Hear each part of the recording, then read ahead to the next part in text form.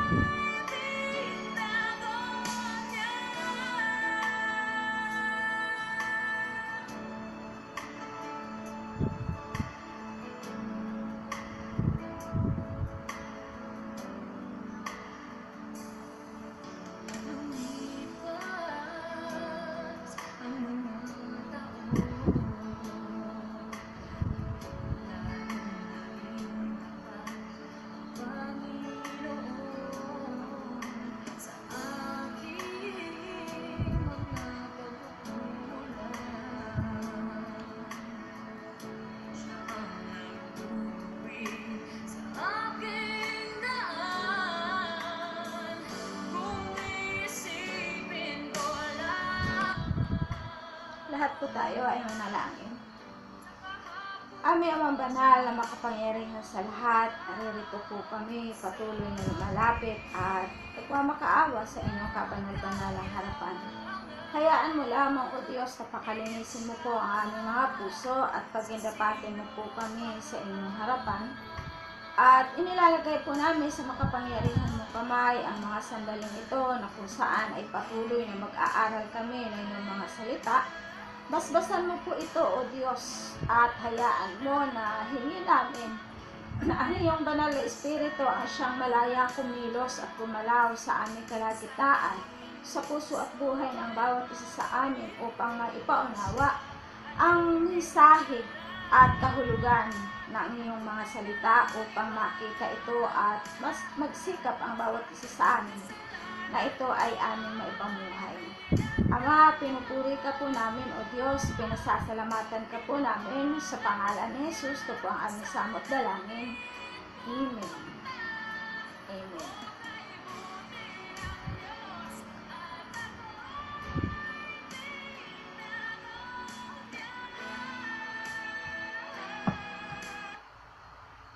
Ayun po. Ang ganda po nung mensahe ng awit. Ano po? O kay buti ng Diyos at ako'y binago niya. Kung sino-sino na ang aking nilapitan. Ang sabi pong ganun ng mensahe ng awit. So muli po sa hapong ito ay magtatapos po tayo dito sa tinatalakay natin patungkol po doon sa dila, ano po, yung sa pananalita. O yung bawat buka ng ating labi ay kailangan po natin malaman at mapag-aralan, matutunan kung paano natin dadalhin ang pananalita ng naaayon sa kalooban at kapangyarihan ng ating Diyos na sinasamba at pinaglilingkuran. So, ngayon po ay last Wednesday.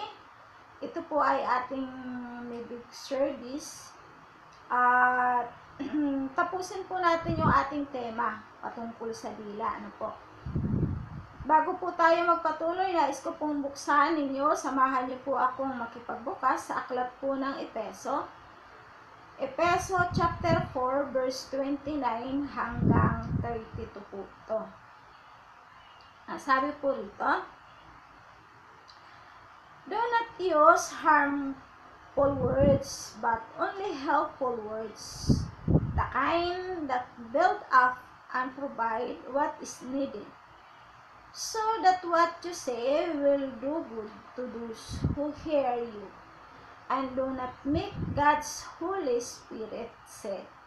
For the Spirit is God's mark of ownership on you, a guarantee that the day will come when God will set you free. Get rid of all bitterness, passion, and anger. No more shouting insults, no more hateful feelings of any sort. Instead, be kind and tender-hearted to one another, and forgive one another, as God has forgiven you through Christ. Ayan po. Huwag kayong gumamit ng masamang salita.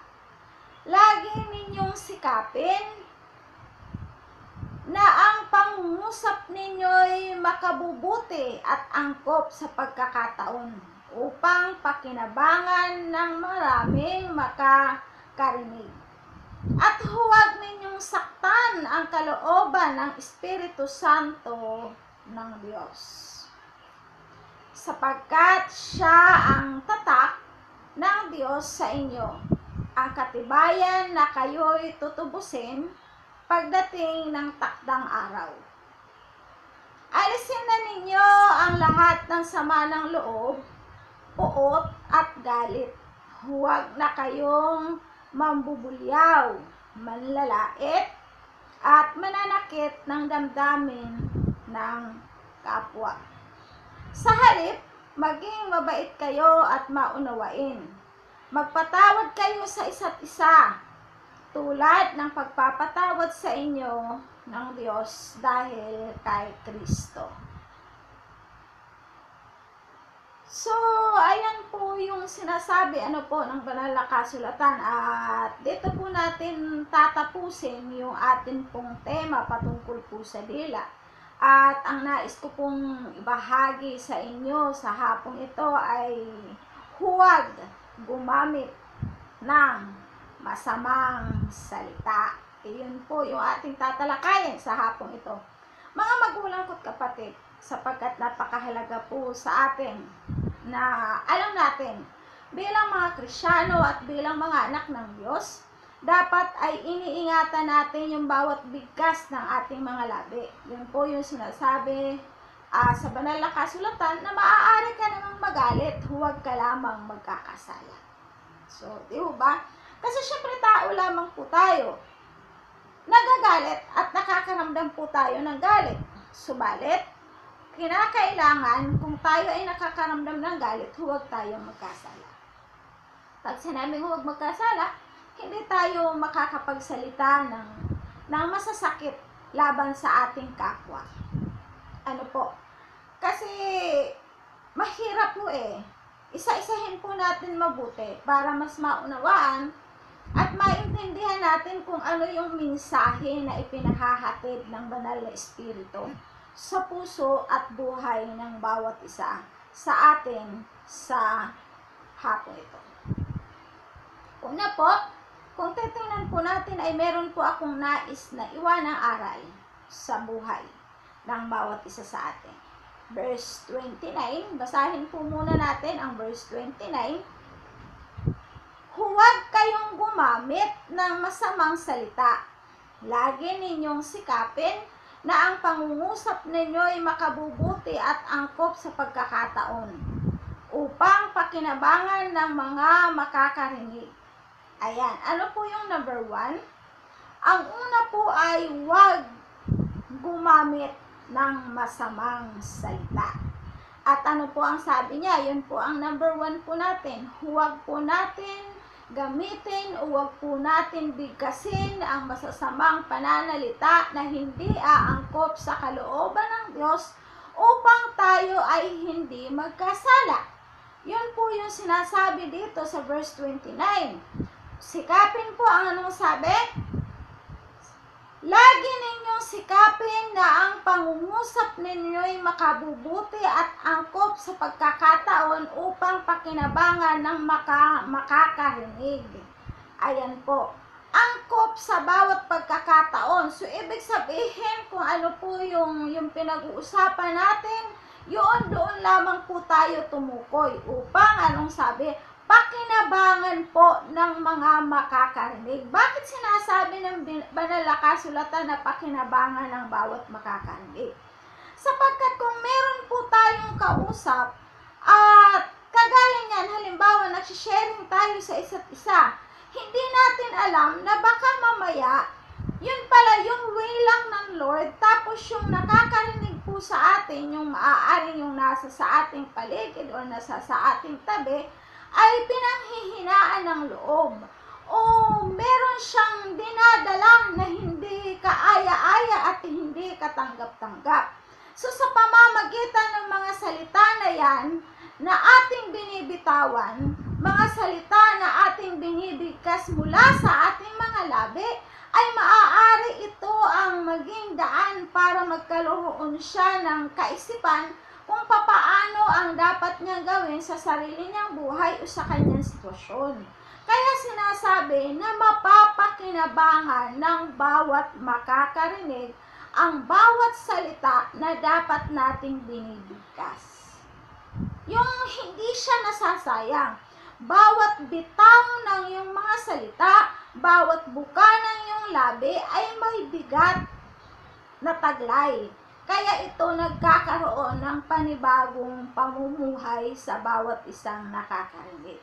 Katulad na lamang halimbawa ng isang tayo ay nasa tabing ilog at tayo ay namimingwit. Ipapaunawa ko po sa inyo yung bigat po, ano po. Pag tayo po ay namimingwit o ang isang tao ay pumupunta sa ilog o either na sa dagat man o sa laot man siya at gusto niyang humuli ng isda sa pamamagitan ng bingwit, ano po ang ginagawa nila doon sa kanilang tinatawag na pambingwit?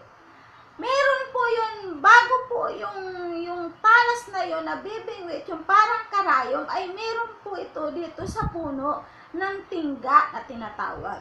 So, yung tingga na yun yung magdadala doon sa sapain mo papunta sa ilalim ng tubig upang makita ng isda, lapitan ng isda, at pag kinagat ito ng isda, mabibingwit siya. Ganon katindi yung salitang dapat bitawan ng bawat isang Kristyano. Kaya mong bingwitin, kaya mong paliwanagin, kaya mong dalhin yung kanyang kaisipan, yung kanyang damdamin, na dapat bigyan mo ito ng pansin. Tandaan po natin na tayo ay mga Kristiyano na. Dapat sa bawat buka ng ating mga labi ay dapat ito ay maayos at nagbibigay ng aral sa bawat isang nakakapakinig. So, ayun po. Verse 30. Ano pong sabi? Dito po tayo sa ating pangalawa. At huwag na ninyong saktan ang kalooban ng Espiritu Santo ng Diyos, sapagkat siya ang tatak ng Diyos sa inyo. Ang katibayan na kayo'y tutubusin pagdating ng takdang araw. Kaya po nga may turo eh. Kaya tinuturuan tayo na huwag tayong gumamit ng masamang salita. Bakit at anong dahilan? Kasi ang sabi sa verse 30, ang Espiritu ng Diyos ay nasasaktan. Ang Espiritu ng Diyos ay napipighati. Kung tayo ay mga Kristiyano na, kapag nagsasalita tayo laban sa ating kapwa at nakakapanakit tayo laban sa ating kapwa, ang Espiritu ng Diyos na nasa ating mga buhay ay napipighati. Kaya anong sabi? Pangalawa po natin, huwag dulutan ng pighati ang Espiritu Santo. Alam niyo po mga magulang ko't kapatid, yung sama ng loob mo sa iyong kapwa kapatid, mananampalataya. Aminin po natin ang katotohanan. Dahil yan ang sinasabi ng banal na kasulatan. Nagdudulot po ito ng pighati sa banal na espiritu na nasa ating buhay. Kaya pakaingatan po natin. Ingatan natin na yung bawat salita na lumalabas sa ating mga labi ay hindi makakapanakit ng kalooban ng ating kapwa, sapagkat sa oras na ito ay mangyari, ang Espiritu ng Diyos na nasa ating mga buhay ay napipighati. Di ba? Kasi sa totoo lang, kahit tayo pong mga Kristiyano, kapag meron po tayong alam na nag-aaway yung dalawa kapwa Kristiyano, sa totoo lang kung tayo nga inalulungkot kasi hinahanap natin yung dati nating samahan, hinahanap natin yung dati nating pagsasama-sama. So kung ito ay nababawasan na at nawawala na, sa totoo lang dahil lang sa mga pananalita na hindi angkop na nabibitawan ng parihas, na naging dahilan ng hidwaan at dahilan ng paghihiwalay ng magkakaibigan, lalo pat na mga Kristiyano o ng mananampalataya, ang Espiritu ng Diyos po ay napipighati. Sana po ay isaalang-alang na lamang natin ang pagkamatay ng ating Panginoong Hesukristo sa krus ng Kalbaryo. Kasi lahat po naman tayo nagkukulang at nagkakamali. Sana kung ano yung pagkakamali ng ating kapwa, wag natin gantihan ng masamang salita. Bagkos ang iganti nating salita ay ang magiging kalakasan pa rin ng bawat isa sa atin. Balikan natin ang nakaraang samahan. Balikan natin ang nakaraang pagkakaibigan. Maaaring hindi lamang sa totoo lang ang pagkakagalit ng bawat isang Kristiyano ay hindi lang dahil sa isa, kundi ang bawat isa ay mayroong pagkukulang, kaya ho tayo hindi magkakaintindihan. So kung nais po ninyo na ang Espiritu ng Diyos ay hindi mapighati sa ating mga buhay, simple lamang. Bawat isa po sa atin ay magpakumbaba. Magpakumbaba, alamin ang pagkukulang, alamin kung ano yung nagawa ko sa iyo, nagawa mo sa akin, magharap tayo, at ilabas natin kung ano yung nasa kalooban natin kasabay ng ating mga panalangin at pagtanggap sa isa't isa na ang bawat isa sa atin ay nagkukulang at nagkakamali. Upang ang Espiritu ng Diyos ay hindi ho mapighati sa ating mga puso. Yun po siya. Yun yung pinatutunguhan ng ating mensahe sa hapong ito. Muli ko pong uulitin, ano po ang sabi? Huwag dudulutan ng pighati ang Espiritu Santo. Yun po yung pangalawa. Ano po pangalawa? Sapagkat ang una, huwag gagamit ng masamang salita. Pangalawa, huwag dudulutan ng pighati ang Espiritu Santo. Dahil sa walang kontrol na pananalita sa paglabas ng sa ating mga labi ng mga salita, kaya nga po nagkakaroon ng pagkakagalit. At samaan ng loob, tampuhan, at kapag nangyari yon, ang Espiritu ng Diyos na nasa ating mga puso, na nasa ating mga buhay ay napipighatian. Kaya hanggat maaari lang, kung ikaw naman isang tunay na Kristyano ay malawak ang iyong pangunawa, unawain mo at ilagay mo sa kamay ng Diyos. Iluhod natin ito sa kamay ng Diyos upang ang harmony ng iyong pagkakaibigan ay muling manumbalik upang magkaroon din naman ng kasiyahan ang Espiritu ng Diyos na nasa ating mga puso, sapagkat tayo ay nakahanda upang magpakumbaba at tumanggap kung anuman yung pagkakamali na ating nagawa. So yun po yun. Huwag nating dulutan. Bakit at anong dahilan? Sapagkat, ang sabing ganon, ang Espiritu ng Diyos lamang ang siyang tatak sa ating katubusan pagdating ng tamang panahon. Ito po, ulitin po natin para maunawaan po nating mabuti yung aking ipinapaliwanag sa inyong. Ano pong sabi sa verse 30? Ulitin po natin. At huwag na ninyong saktan ang kalooban ng Espiritu Santo ng Diyos. Ayan po, maliwanag po yan. Sapagkat siya ang tatak ng Diyos sa inyo. Yan.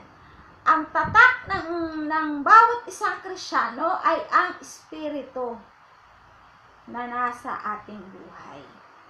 So, ano pa po ang nasabi? Ang katibayan na kayo'y tutubusin pagdating ng takdang araw. So, ayan po. Papaano mananatiling tatak sa buhay ng bawat isang Kristyano ang Espiritu ng Diyos kung ang Espiritu ng Diyos na nasa ating buhay ay napipighati? Diba? Kaya nga ang isang iglesia, ang isang samahan, ang isang sambahan ay dapat na sama-samang nagsasamba, sama-samang nananalangin, sama-samang nagpupuri at nag-aaral ng salita ng Diyos. Kung ang bawat isa ay mayroong pagkukulang at pagkakamali, tandaan po natin na ang Panginoong Jesucristo ay nagbigay po siya ng talinghaga na kung ang tupa daw po ng isang nagpapastol ay 100, iiwan po ng pastol ang 99 at hahanapin ang isa. Bakit? Gusto po kasi ng Panginoong Jesucristo na buo kayo. Kung ano yung sinimulan nyo hanggang sa huling pagbabalik ng Panginoong Jesus, ay buo pa rin po tayong lahat at walang mawawala. Ngayon, sa kabila ng lahat, kung ating gagawin ang pakikipag-ugnayan sa bawat isa ng maayos at ganap, hayaan natin na ang Diyos ang gumalaw sa puso ng bawat isa sa atin, sapagkat ang responsibilidad lang ng bawat isa sa atin ay ang maghasik ng mabuting binhi. Subalit ang magpapatubo noon ay ang Diyos. Tandaan po natin na ang banal na kasulatan ay nagpapaalala at nagpapaunawa na ang Espiritu ng Diyos ay nasa ating mga buhay. Ito ay tatak bilang tanda ng ating kaligtasan, bilang tanda ng pagliligtas sa atin ng Diyos sa tamang panahon. So kung ang Espiritu ng Diyos ay napipighati sa ating mga puso dahil meron tayong mga alitan, kapwa-kapwa Kristyano, pag napighati ho yan, hindi ho magtatagal sa buhay natin ang Espiritu ng Diyos. Kaya nga, huwag natin pabayaan. Maging aware po tayo sa ating sitwasyon, sa ating kalalagayan, sapagkat tandaan natin na tanging ang banal na Espiritu lamang ang siyang magpapatunay na tayo ay ligtas na. Tayo ay may tatak na ililigtas tayo ng Diyos sa tamang araw ng muli niyang pagbabalik. Kaya pinauunawa ng banal na kasulatan na huwag nating bigyan ng pighati ang Espiritu ng Diyos na nasa ating mga buhay. Naway ang lumabas sa ating mga labi ay pawang kabutihan, magpapalakas sa bawat isa sa atin. At sumunod po, ang pangatlo po, ano pong sabi? Ang Espiritu ang tatak bilang katubusan pagdating ng takdang araw. So, yun po yung binasa natin, di ba maliwanag? Muli, uulitin ko doon sa nagtitik note.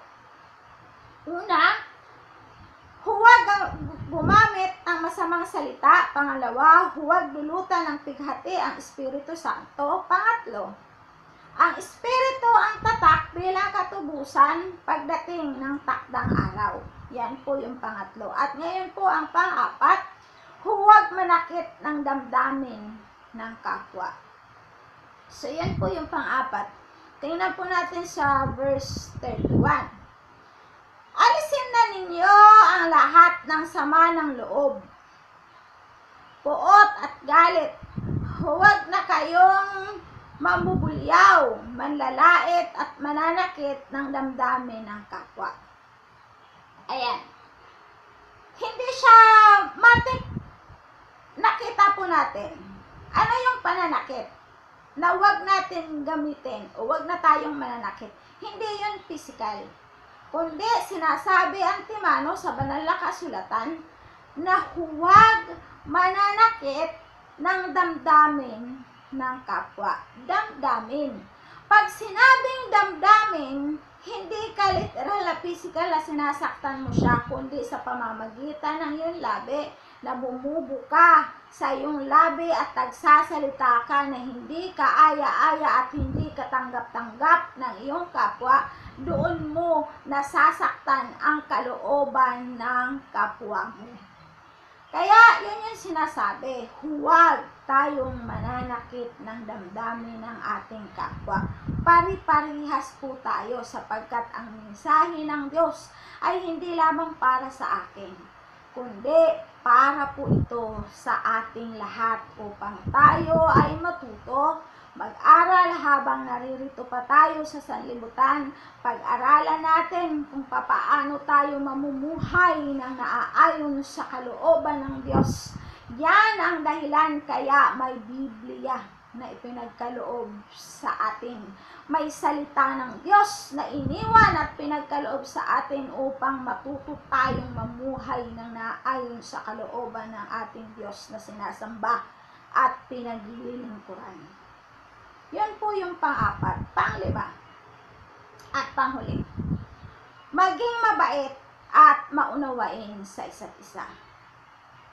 Sino pa po ba ang uunawa sa isang makitig ang pag-iisip, kundi tayong mga matured Christian ang tinatawag? Di po ba?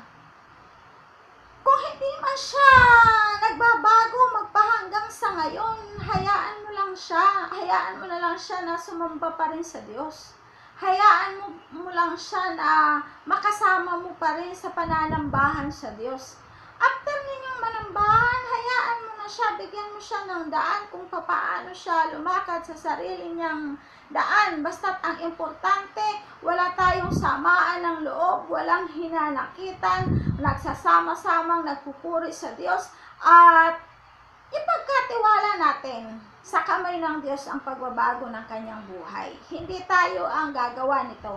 Hindi tayo ang magsusumika para mabago siya, kundi ang Diyos, ang Espiritu ng Diyos na nasa buhay ng isang Kristiyano ang siyang magsusumikap at gagawa ng paraan. Magkakaroon po ito ng kapangyarihan upang mabago ang buhay ng isang tao. Ang mahalaga, ang sabing ganon, maging mabait tayo, at ang pinaka-importante po dito, yung unawain ang isa't isa. Mag-unawaan sa isa't isa. Ang sabi, sa halip, maging mabait kayo at unawain at maunawaan, magpatawad kayo sa isa't isa, tulad ng pagpapatawad sa inyo ng Diyos dahil kay Kristo. Muli ko pong ulitin verse 31 to 32. Alisin na ninyo ang lahat ng sama ng loob, puot at galit. Huwag na kayong mambubuliyaw, manlalait at mananakit ng damdamin ng kapwa. Sa halip, maging mabait kayo at maawain. Magpatawad kayo sa isa't isa tulad ng pagpapatawad sa inyo ng Diyos dahil kay Kristo. So yun, kung ang dahilan din lang naman ng ating pagkakagalit ay maliit na bagay lamang, yung mga galaw lamang na hindi mo maunawaan at hindi rin niya maunawaan kapwa, unawain mo na lang. Ikaw na matured na Kristyano, tayo na matured Kristiyana, tayo na matagal nang nananambahan at naglilingkod sa Diyos, tayo yung uunawa sa Kanya sapagkat siya ay kumbaga hindi pa naaabot ang kayang abutin ng iyong kaisipan ay hindi kayang abutin ng Kanyang kaisipan. Ang mahalaga, wala tayong hinanakit sa ating puso. At sa isang saglit, sa isang pagkakataon, nalalaman mo rin kung ano yung dahilan ng inyong hinanakitan sa isa't isa. Ang sabing ganun, magpatawad po tayo. Alang-alang sa ating Panginoong Hesukristo. Kasi kung si Kristo nga po ay namatay sa krus para sa atin, dapat po talaga maunawaan natin ang katotohanan patungkol dito. Maging sa takbo at estilo ng ating pamumuhay ay dapat po natin ito maunawaan. Nais ko pong iwanan sa inyo ang verses na ito sa aklat po ng 1 Peter chapter 3 verse 8. Ang sabi pong ganon, sa aking pagtatapos, magkaisa kayo at magdamayan, magmahalan bilang magkakapatid, at maging maunawain at mapagpakumbaba. Napakaliwanag po.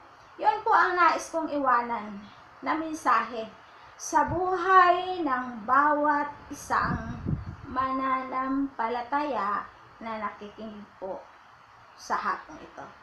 Ano pong sabi muli ng aklat ng unang Pedro, kabanatang 3, talatang 8, sa aking pagtatapos, magkaisa kayo at magdamayan, magmahalan bilang magkakapatid at maging maunawain at mapagpakumbaba. Nawa po sikapin ng bawat isa sa atin na maipamuhay ang sinasabi ng banal na kasulatan, sapagkat kung mangyari ang lahat ng ito, ang Espiritu ng Diyos ay mananatili sa buhay ng bawat isa sa atin at magagalak po siya dahilan sa nakikita sa ating mga buhay ang tunay na pagsamba, tunay na pagsunod at tunay na pagiging isang Kristiyano, sapagkat nananatili ang Espiritu ng Diyos bilang tatak ng ating kaligtasan pagdating ng tamang araw na ang Panginoong Hesukristo ay muling pumarito at tayo ay kunin. Tinitiyak niya na ang kaligtasan ay mananatili sa ating mga buhay. Kaya nga ang bawat aral, ang bawat kataga na sinasabi ng banal na kasulatan ay kinakailangan po ito ay makita sa buhay ng bawat isa sa atin bilang mananampalataya. Maging mabait, maging maunawain at mapagpatawad po tayo sa isa't isa. Huwag natin hayaan na ang Espiritu ng Diyos ay mapighati sa buhay natin dahil sa mga hidwaan na wala namang katuturan o maaaring ito ay maliit na bagay lamang. Nawa, maunawaan po natin ang katotohanan at damhin ang bawat isa sa atin ang tunay na mensahe ng mga salita ng Diyos. Lahat po tayo ay pumito. Aming Ama, patuloy kami nagpupuri at nagpapasalamat sa iyo sa hapong ito. Hayaan mo po, O Diyos, na patuloy mong silyuhan sa aming mga puso at sa aming mga isipan ang iyong mga salita upang ito po ay aming maisapamuhay. Kung meron man po kaming hinanakit at sama ng loob, aming Diyos, hayaan mo po na pawiin mo po ito ng iyong kapangyarihan, Banal na Espiritu.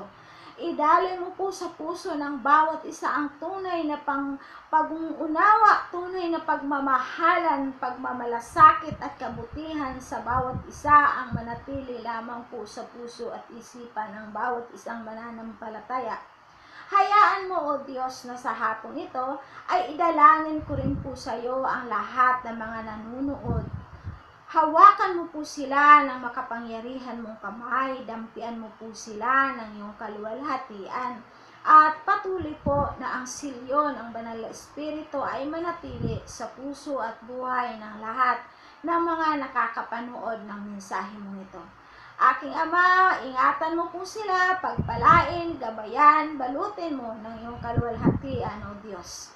Salamat po sa iyo na ikaw ang siyang patuloy na sasama sa puso at buhay ng bawat isa. Pinupuri ka namin aming Ama at pinasasalamatan sa tanging pangalan ng iyong bugtong na anak na si Kristo Jesus. Ito po ang aming samot dalangin. Amen. Amen. Amen.